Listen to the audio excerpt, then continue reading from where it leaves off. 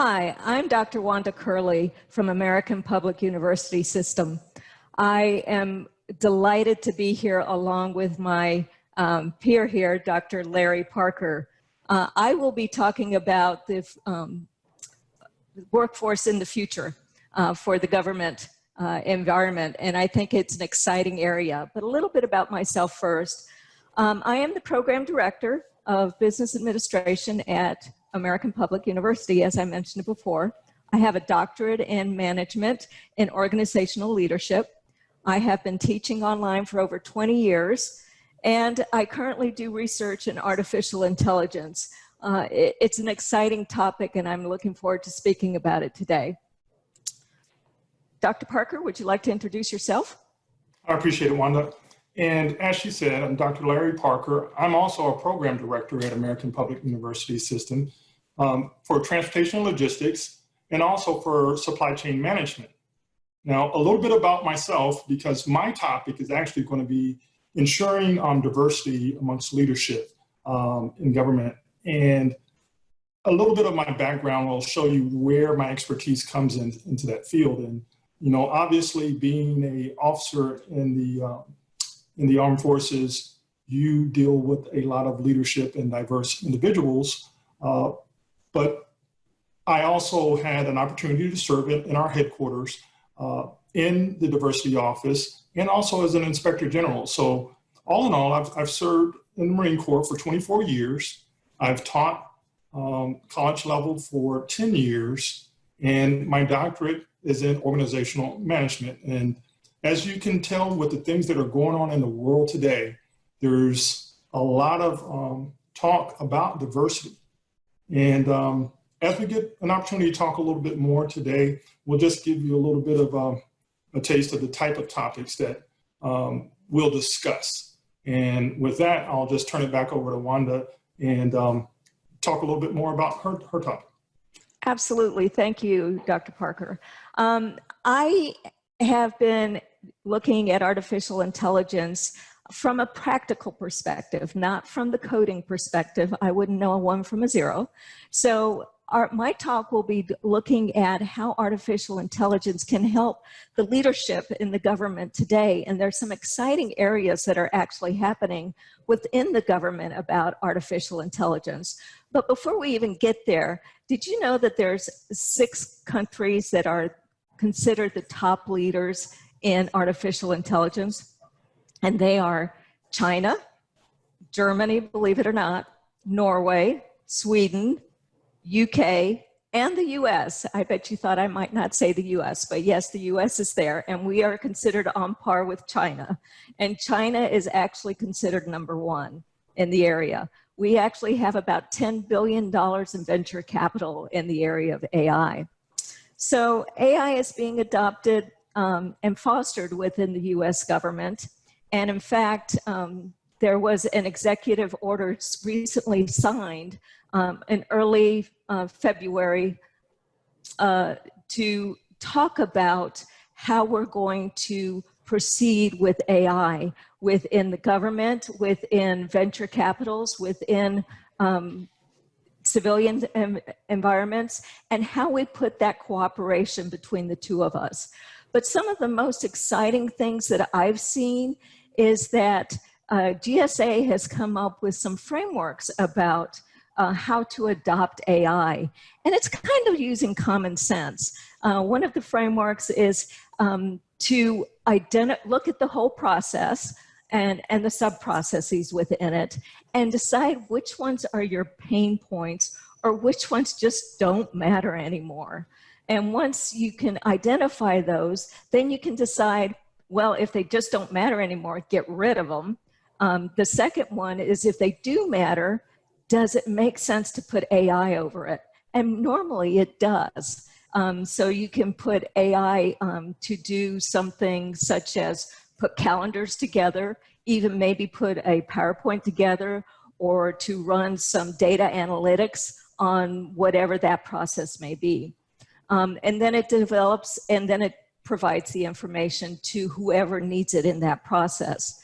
The final thing that I really thought was kind of interesting about all these different frameworks is that AI can also be used to put a layer on top of legacy systems. So as we know, the government has a hard time sometimes creating new systems to take over legacy systems. So we keep them forever and ever and ever and put Band-Aids on it to the point that we don't even understand what the coding is in it anymore. And yes, I'm saying we because I am a taxpayer and I was a former Navy person, Navy officer. So I understand how we have legacy systems in the military and in government. One of the ones that came to my mind was IRS, because I was actually involved with the software that was new software that was being brought into the IRS, and it was a miserable failure, unfortunately. So it left the IRS with the same legacy system. But now we can take AI, but it's got to be the right AI. So we still have to have project managers and the acquisition process to make sure that we bring in the right AI, because as I said, AI is coded. It's ones and zeros. Somebody has to go out and code it. But there's very good AI systems out there that can put a layer on it. Think about chatbots. We have chatbots all over the place. Sometimes they drive us nuts, but we do have chatbots that are very good and can help with putting that layer over the legacy systems. So workers, in order to get workers to adopt this layer of AI, it's important that they understand the benefit to them. It's all about me. I, as the worker, want to know what AI is going to do for me. I also want to make sure that I'm not going to lose my job. That's another big thing that worries a lot of people. But with every other technology revolution that we've had in the United States, we've never lost jobs. Yes, there's some people that are displaced, but it's actually the technology has created new jobs. So what we will need to do is make sure that those people are trained to work in this new environment of AI. So if we can help to train the people, make them understand how AI is going to make them a more valuable employee and make them not be scared of AI, because many people, when they think about AI, think about the Terminator. They think about data on Star Trek. They think about other areas, or the movie Artificial Intelligence as well. So we've got to make sure that people understand that we are nowhere near Terminator or that area. It's an area that we are just in our infancy, maybe just jumping into the toddler stage. So it is great at visualizing things. So if, for example, the Border Patrol has to find an area, it does great at visualizing. So it can find you a piece of terrain. It can help in healthcare. The Department of Health and Human Resources has found that AI should be a partnership to increase the partnership between the practitioner, the medical person, and the patient. If you have AI in the background helping that, the medical care person now has more time to focus on the patient. I'm sure some of you have gone into a doctor's office and felt like, I'm not being taken care of. He's just doesn't care about me because all he's doing is spitting out things, and it looks like he has to go to his next patient, which is probably true. But if we have AI in the background, we can increase that value add and the perception on part of the patient. That's the same thing in any agency within the government. If leadership can show that employee that they are now a value add because the mundane things that they used to have to do, they no longer have to do. They can, instead of chasing people around to put a meeting together, a chatbot can now go out and put everybody's calendar together and find the necessary things that are needed. A chatbot could eventually maybe do PowerPoints for you, at least get it started. And that chatbot would start to learn how you like to put your PowerPoints together. Now, ultimately, it's your decision. on how you do that PowerPoint. Ultimately, it's the doctor's decision or the nurse's decision as to whether they take what AI has given them. So to me, these are exciting times, and we're going to see such a moving and dramatic shift in the workforce. And Lord knows COVID has done that already for us, but we'll see even more of that because COVID has actually increased the use of AI. We've seen AI being used in trying to analyze the cure for COVID. Did you know some of the vaccines that are being developed for COVID have used AI? Yep, Wow. it's amazing, yes. We are now going to have healthcare that provides you personalized pharmaceuticals. So instead of going to the doctor giving you a heart medication because you've got an arrhythmia of some sort that is used by, all people that have arrhythmias, they will take genetic makeup from you, a blood test, and then AI will decide and create a heart medication specifically based on your genetic material, which to me is amazing. That is just counterintuitive to me. Exactly. But I think it's coming and we're going to see it. And I hope you're as excited as I am and what we're going to see in the future.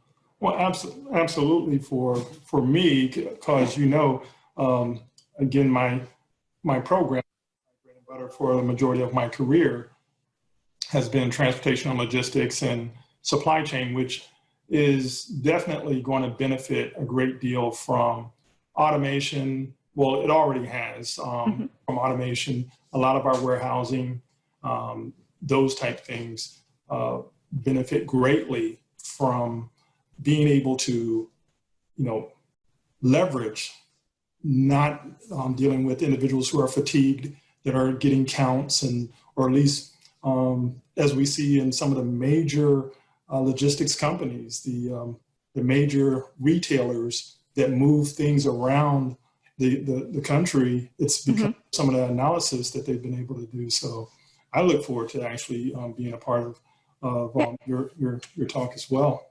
Absolutely. In fact, in the logistics area, DLA uses AI, as a matter of fact, and I see robotics coming in, not only for logistics, but we kind of see robotics already in DoD with explosive handling. You have the robot go in instead of sending a human in.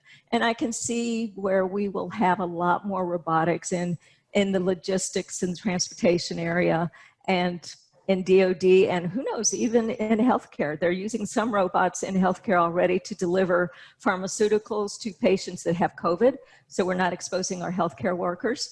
They're also doing it to provide food. They give them their tray of food, again, so we keep the healthcare worker as safe as possible. Japan has used robotics for many, many years. And I want to emphasize that there are dumb robots that just do one task, one repetitive, and those are not really AI, but we have robots that kind of learn. So if you have robots that are delivering the mail, and yes, we do have robots that deliver mail in offices, they can see if somebody is getting in their way and they know to veer right or left or stop. Same thing with automated cars. And I see, even for local governments and state governments, that we're going to be able to save so much money at some point with AI. But one of the things we do have to be careful with is ethics. Ethics is not universal. Yes. It's different depending on the culture. And what might be ethical for the civilian environment may be counterintuitive for the military environment because they've got a different mission than civilians do. So those are things we've got to be careful with is how do we control the AI, because it's a learning, it's a machine that learns about itself. And in fact, they just created an AI that tells it what is the best way to learn on something. So if the AI is telling itself what's the best way to learn, that's almost scary. Absolutely. It's interesting how quickly some of these things are coming because just as I was retiring from the military, been around the world, and I've seen a robot cleaning up the airport. I mean, traveling on its own after hours. We were one of the last flights coming in, and it could stop and it could tell when passengers were coming by. And I think they set it out on its mission earlier in the day, but when it was less traffic. But we noticed it, and just people have become so accustomed to it. I compare it also to one that I saw in a grocery store that was stock checking and going around and verifying prices. And I've read on those that literally will go down the aisles and verify things, because apparently that's a big loss, and putting it back on my logistics hat. And people are so accustomed to now seeing them move around them that, they didn't even bother them. They actually just moved around them as if they were a regular person. Wow. Yep. Also security. Mall, and I've seen that. Yep. AI is in every part of our life today. We may not understand that it's AI. We may not know that it's AI, but it's everywhere, and it's here to stay. It's not going away anytime soon. So, Larry, tell me about diversity. Okay. Well, actually, this is one of my passions to talk about. I've, as I said, towards the end of my career, I served as 4 years as an inspector general. And for this topic, in our session, when we'll talk about ensuring diverse leadership in the public sector, there's been a lot of things that's affected this country affected the world within the last several months. The pandemic was one, the economic situation was another. And then the third being with the death of George Floyd and some of the others, that was just the catalyst to bring forth this discussion of diversity that's been around for such a long time. And a lot of individuals are having conversations that they may have needed to have in different ways. And I say different ways. They definitely need to have those conversations, but they recognize that they probably weren't hearing the people that were bringing issues to them before in the right way, because the level of unrest that went around the world caused everyone to stop and take that pause to really take a look at diversity. Now, as the title implies, ensuring diversity in leadership. And, when I think of that, when we talk about ensuring, that's an affirmative action that you're going to make sure, you're going to do something to make sure that happens. And a lot of people get uneasy when you talk about that. And I remember when I reported into headquarters, and yourself being a military officer, since we're not a for-profit, we accomplish missions, but since the government is not for-profit, there's certain words that don't have the same kind of meaning. And I remember a senior officer asking me, as the issue at hand was increasing the number of diverse officers in the military. And his question was, what's the business case?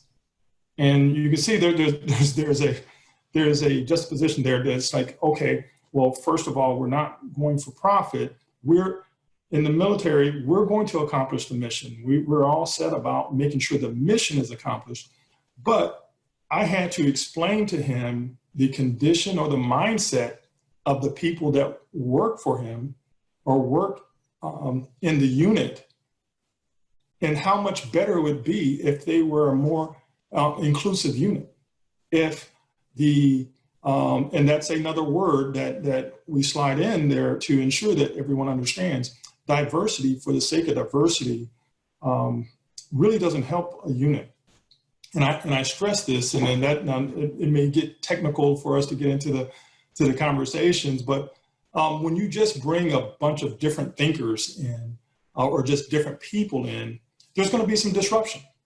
But what we're looking for is diversity of thought that most likely will improve any situation, or at least the thoughts on a particular problem and a solution to that problem.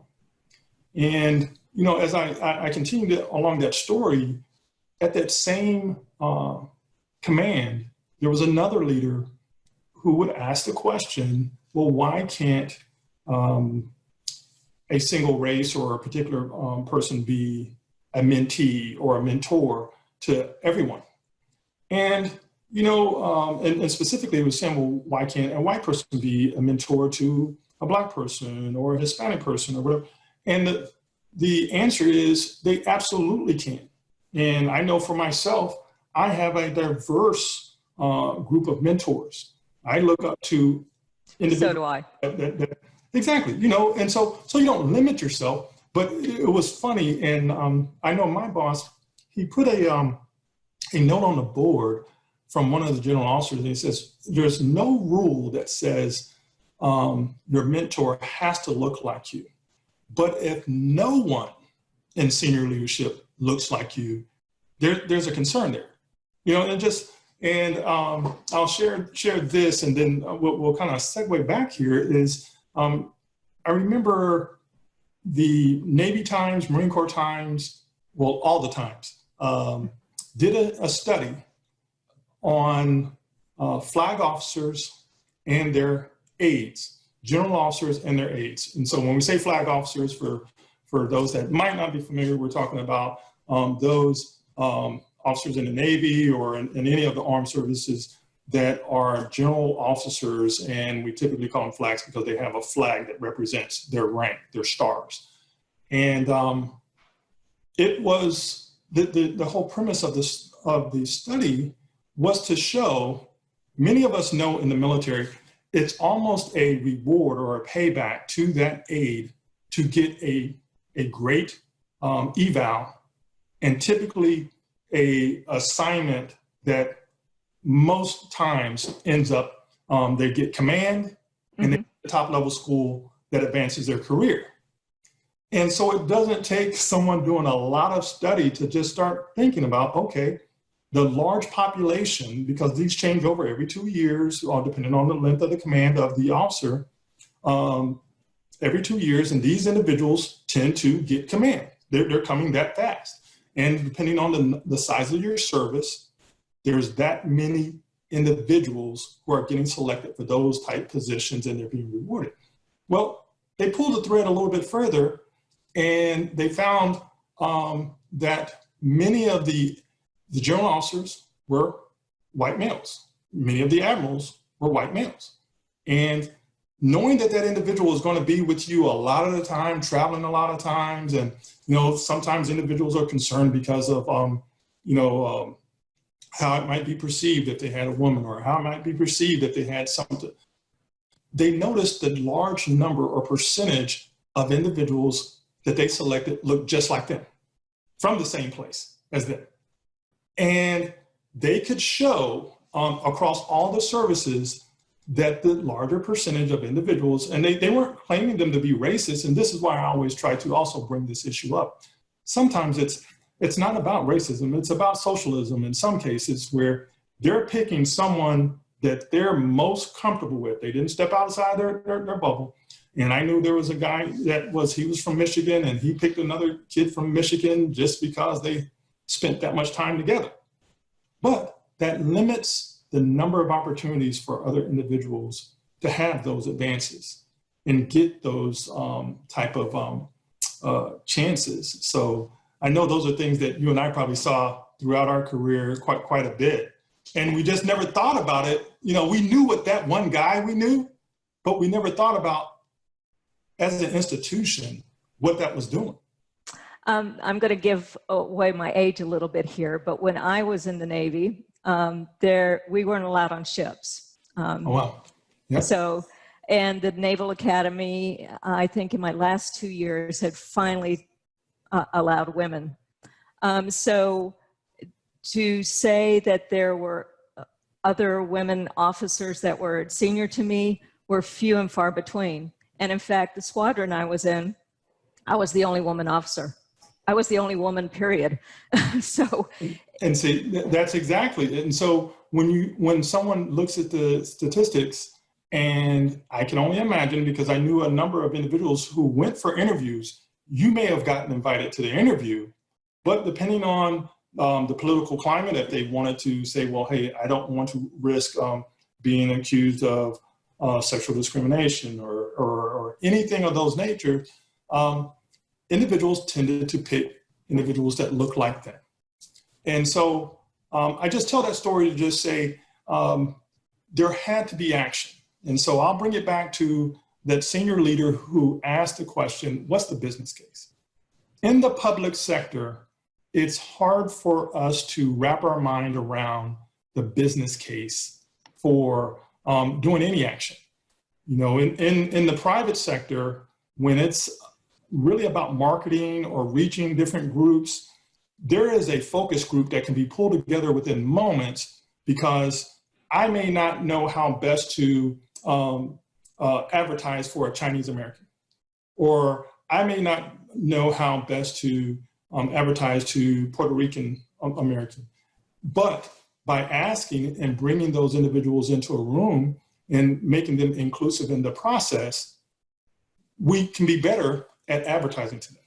Well, in the government, we need to begin to think of it like that, that any challenge that we approach, diversity of thought, we increase our opportunity to develop a better plan with diversity of thought. And so we will likely have to get into a lot of details, and I can tell this is the type of thing that will create a lot of discussion when we go back to that point of ensuring, because individuals have a lot of emotion about quotas or anything like that. But what I tell you, in the government, in the public sector, you stand the greatest chance to do your, I guess I will call it social experiments.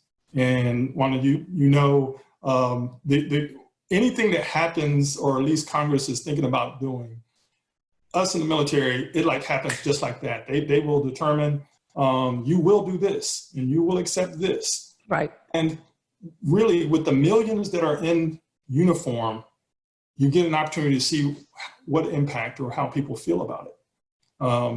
When we integrated the services, and many of our general officers will talk about it, and you know, I just remind everyone, it's not that long ago, Right. that, you know, many of us, if not our generation or generation just before, through elementary school, they were just being, their integration was just now coming in, you know, so we're not, a few general officers, when I came in, are of the age that they know in middle school, schools were segregated.